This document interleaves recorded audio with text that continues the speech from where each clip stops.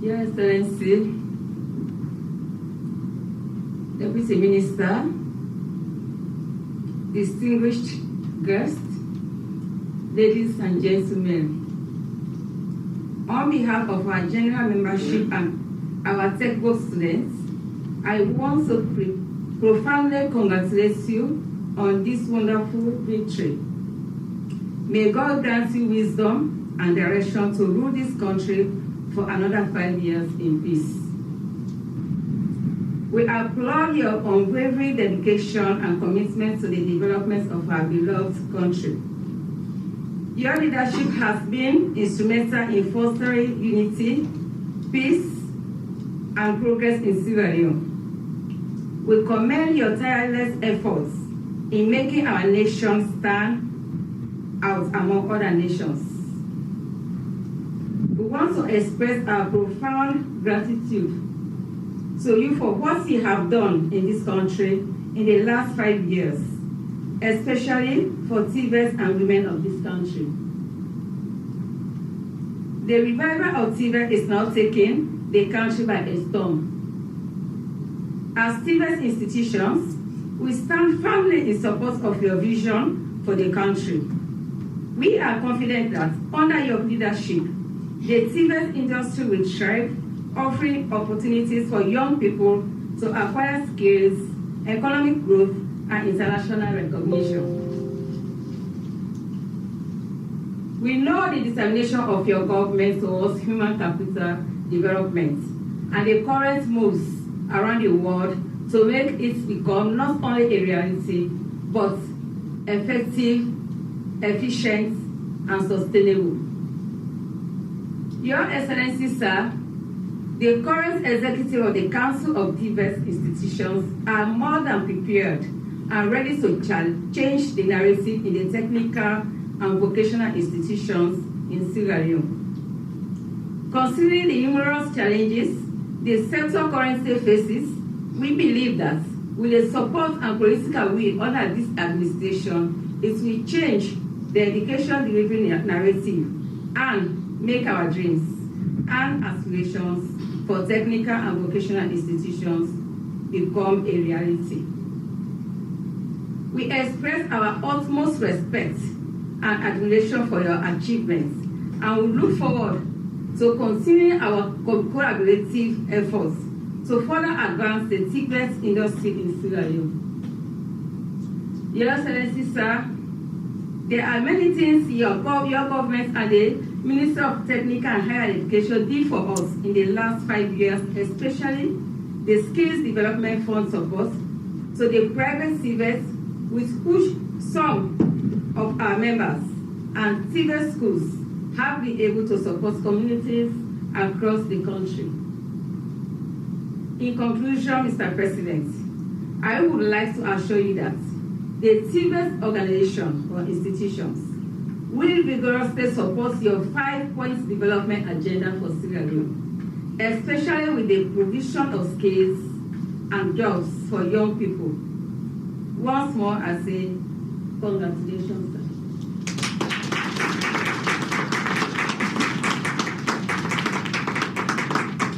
Thank you very much for that statement on behalf of the Council.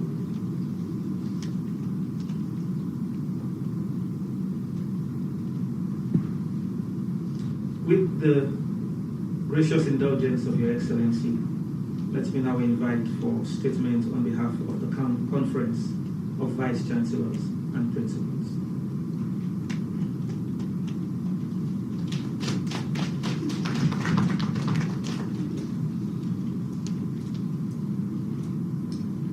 Your Excellency, Mr. President, sir, please allow me to stand on the existing protocols and to say that I represent the Conference of Vice Chancellors and Principals, and my colleagues are here. And we are always grateful to share the room with you, and it's always been a pleasure. I'll crave kindly that my colleagues will just rise to their feet for recognition quickly.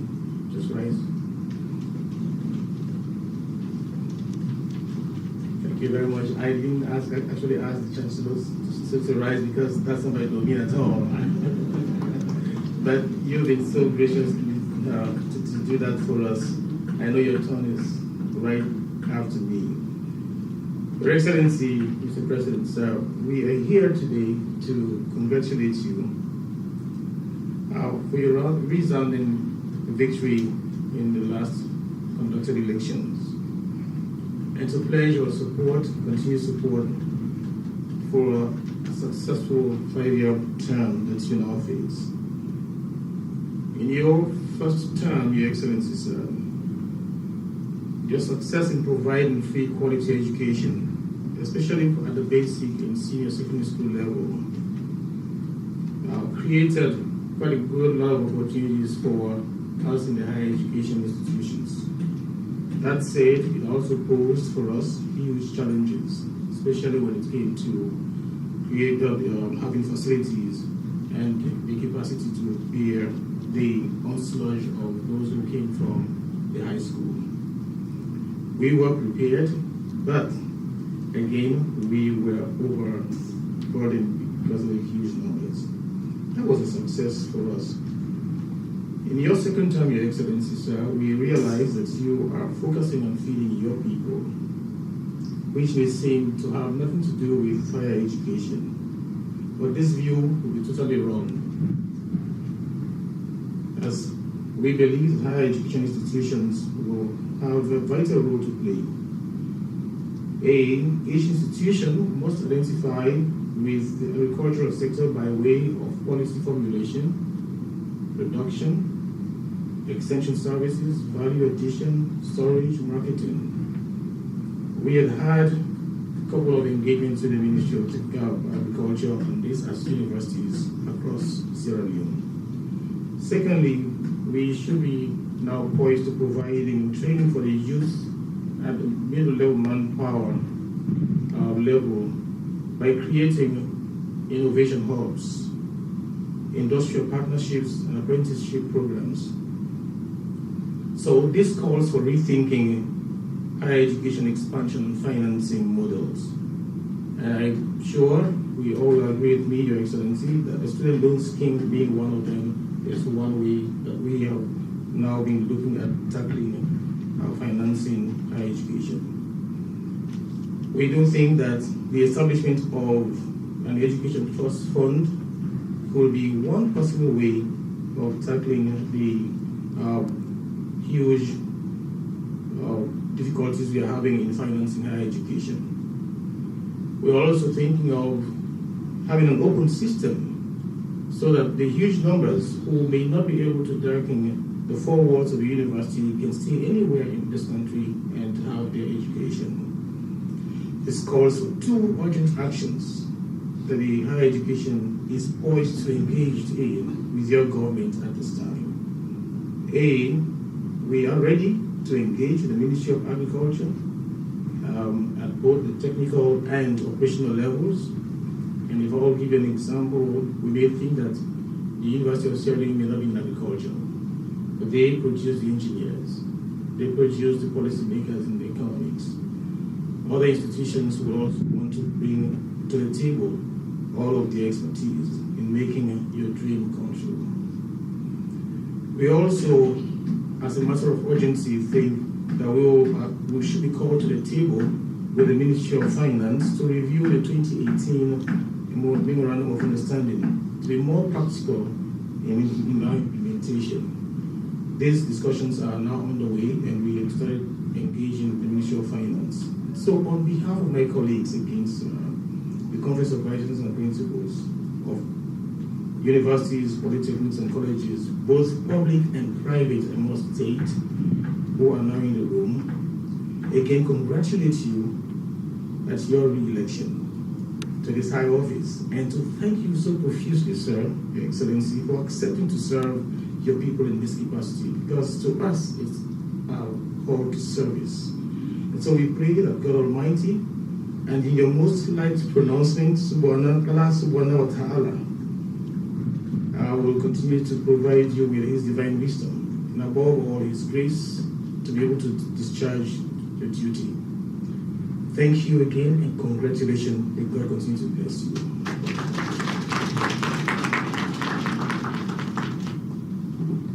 As I thank the Conference of Vice Chancellors and Principals for the statement.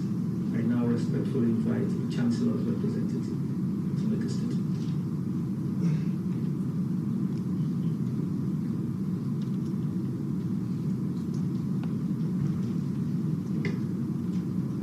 My colleagues, please stand. Chancellors, various universities. Thank you very much. Excellency, sir, on behalf of my colleagues, I say congratulations for your resounding victory at the last general elections. During your first time in office, you had made exemplary performance, especially free education schools, which led to us decorating you and your wife, both University of Leone and Jala University, in recognition of what the successes you made during your first term. We have gone through your manifesto for the second term, and we are positioned to actually facilitate your dreams in the areas of visually, the agricultural sector, and also the human capital development. As chancellors, we are the head of the institutions and chairman of our various courts. We assure you that we will align our policies to be in tandem with your aspirations. Once again, I say thank you on behalf of my colleagues, and may God bless you. Thank you very much.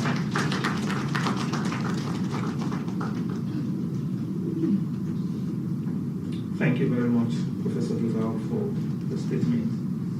I will now invite the representative of the National Council for Technical, Vocational, and Other Academic Awards to make the statement.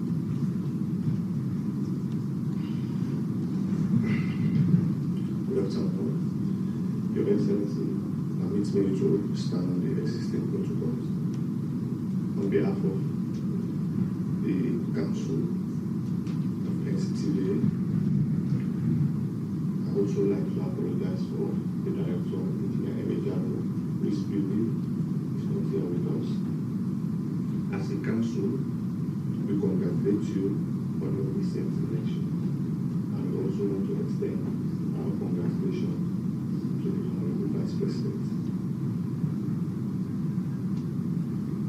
Thank you, Your Excellency, for your activity in the last 5 years in the Tibet sectors.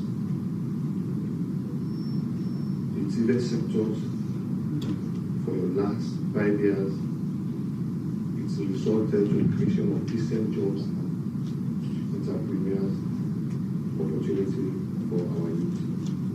Your Excellency, under your leadership, you have strengthened your Tibet sector to become demand-driven, not supply-driven.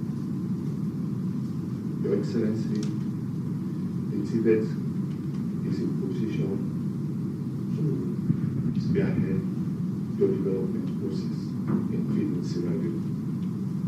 We have also engaged in involving private sector to create relevant programs, mechanized farming, fish farming, and all agriculture programs that will enhance development.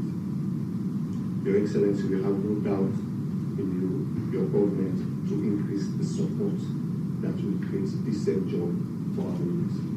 The Tibet is the way forward. Education is the key, but Tibet is the master key for development. Thank you.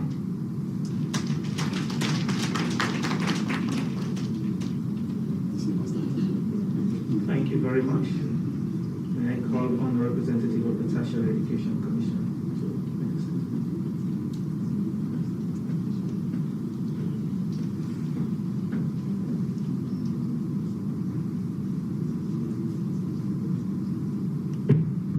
President, I stand on existing protocols. I bring you greetings from the Commission, and I want to join my colleagues in congratulating you on your resounding victory. As the agency charged with the responsibility to monitor and regulate the tertiary education sector, I want to pledge our support and also to assure you that we do all in our powers to ensure that you leave behind an enduring legacy as you strive to make our nation inclusive. Let me emphasize that the Commission will leave no stone untouched in developing policies in this regard. I want to thank you for listening and pray that Allah will give you the wisdom and fortitude to forge ahead in developing our nation. Thank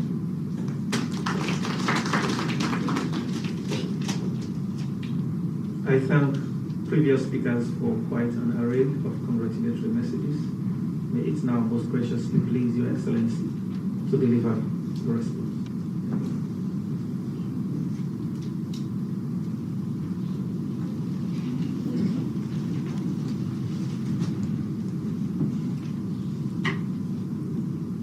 Let's sit down, please.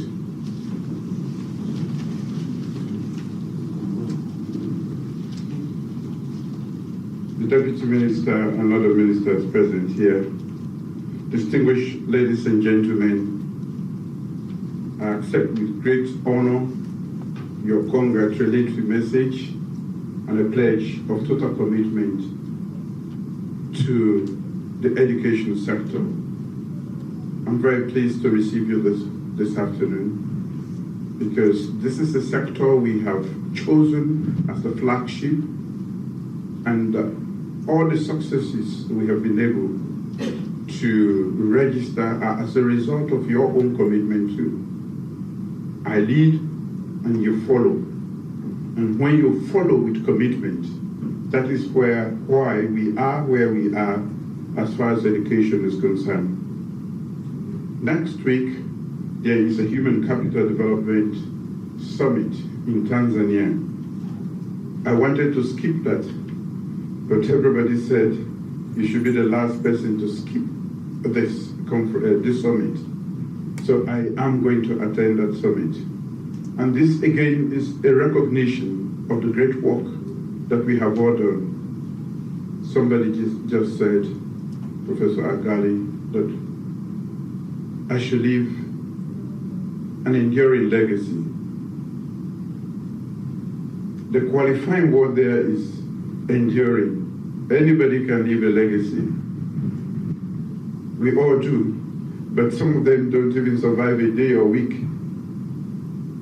What we want to do as a nation is not even a legacy.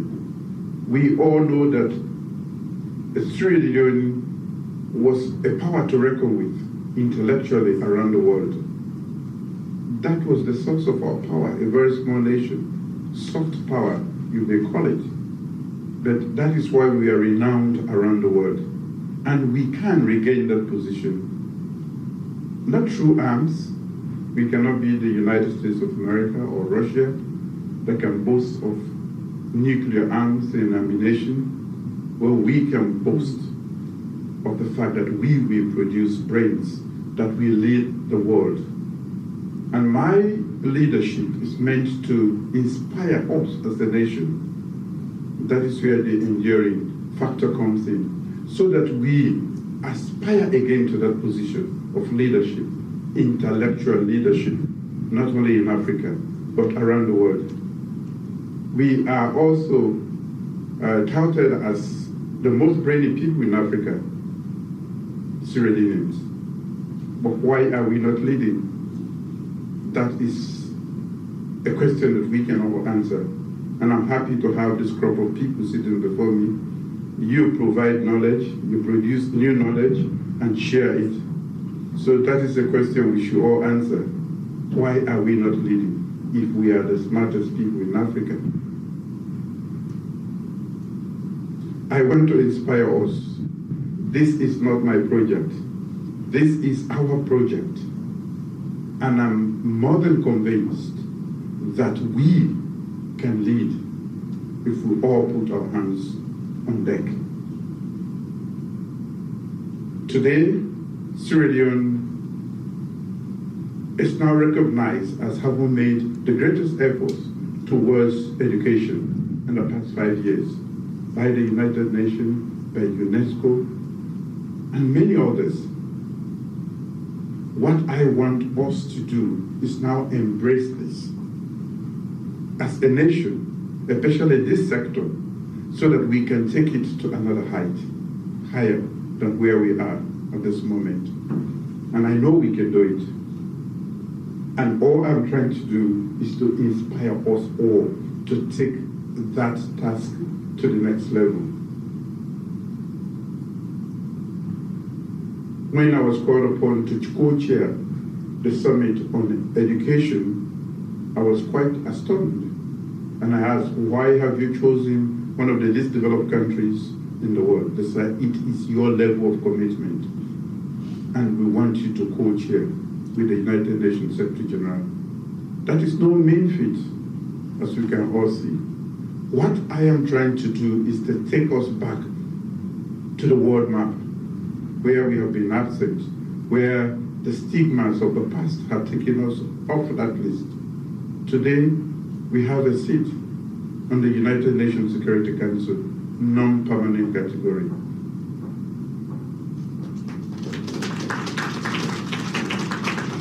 And we got 188 votes out of 192. That is an outstanding commitment, a show of respect and our standing in the international world. So, ladies and gentlemen, as you come to congratulate me and to pledge your support, I want to throw this challenge to us all. I can only be here for another 5 years in this position. I pray God that I am around and I may join you in the classroom. I love it. Yes, I find it difficult to teach because the talking is a problem for me. But I love it because you keep learning. When you are teaching, you are learning all the time. I taught for 3 months, and I learned quite a lot than I even, did when I was in school, because I was challenged. And if you have smart kids, as you all know, they even challenge you further. And I tell them all the time, I say, with the technologies that are available today, really classrooms are now meant for debates. Yes, because the kids, they are smart and hardworking.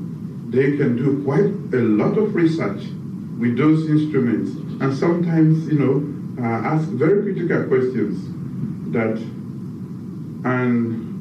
a lecturer that is not very witty and deep in knowledge we find difficult. But that is where, again, I find very easy. Nobody should claim monopoly over information and ideas today. The students can be quite useful in generating ideas for research, because sometimes some of the questions they ask may seem dumb, but they are quite inquisitive and can actually take you to new frontiers. So the classroom is a very interesting place today than it was before, because even the teacher now cannot just speak with such authority. When you have kids that are smart with their technologies, they can actually put you on the edge. That is the beauty. But again, we have to let them use that for that purpose, not just social media, or do the other things. There's so much. And what I want you to do now is, a lot has been happening in the basic and senior secondary sector. And the eruption is beginning to show. There is a huge surge towards your end, the tertiary education and TVET. We should be able to take in everybody that comes in using different means. That is where you must get your heads around that. A lot has happened and a lot more people are coming. And as I stand here, I feel vindicated by the fact that even in the last MPSC, the guys did very well, extremely well. I took the challenge. A lot of people said, we are picking another land.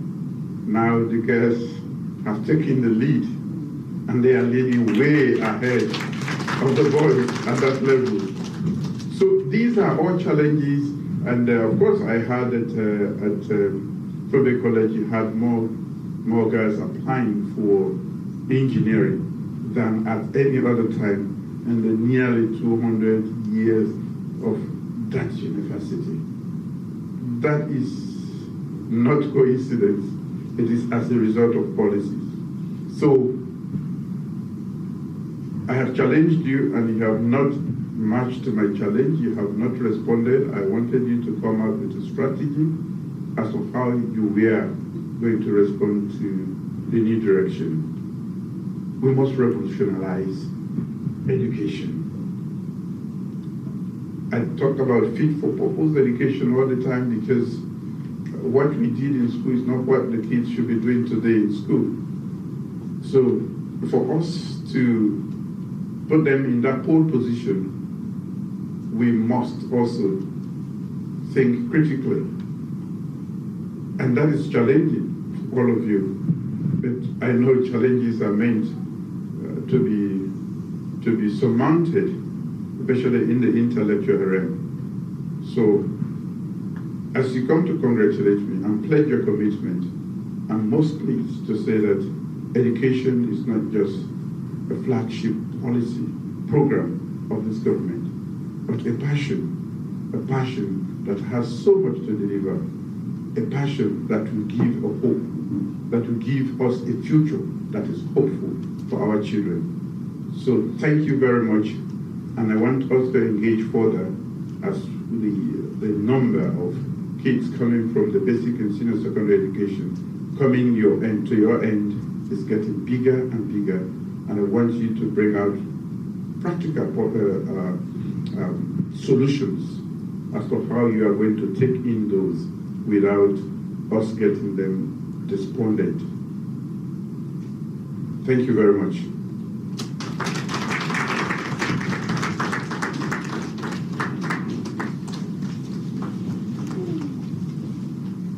Thank you very much. Thank you very much, Your Excellency, for your inspiring leadership and for the human capital development dividends we are experiencing. Ladies and gentlemen, this brings us to the end of this very important session. Let's rise for the national anthem.